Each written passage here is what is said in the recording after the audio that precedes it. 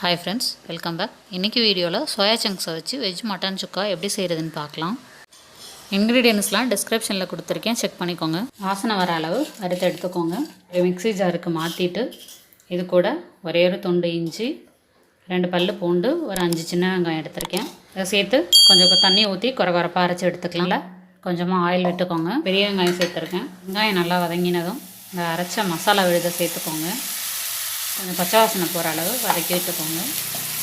1/2 spoon Kashmiri மிளகாய்த்தூள், 1/4 spoon mutton masala இதையும் சேர்த்து நல்லா பச்சை வாசனை போகிற அளவு வதக்கி விட்டுக்கோங்க. இதுக்கு தேவையான அளவு உப்பு, கொஞ்சமாக புதினா இலை சேர்த்துட்டு சோயா சங்க்ஸை 1/2 மணி நேரம் கொதிக்கிற வெந்நீரில் போட்டு அலசிட்டு இது மாதிரி புழிஞ்சு எடுத்து வச்சுக்கோங்க. மசாலா உள்ளே செய்கிறதுக்காக கொஞ்சமாக தண்ணி சேர்த்துக்கோங்க. கொத்தமல்லி சேர்த்துட்டு மூடி போட்டு 5 நிமிஷம் குக் பண்ணிக்கோங்க. கடைசியாக 1 ஸ்பூன் நெய் விட்டு கலந்து விட்டுட்டு வெரைட்டி ரைஸ் கூட சர்வ் பண்ணுங்கள். சூப்பராக இருக்கும். கண்டிப்பாக நீங்களும் ட்ரை பண்ணுங்கள். Thank you friends.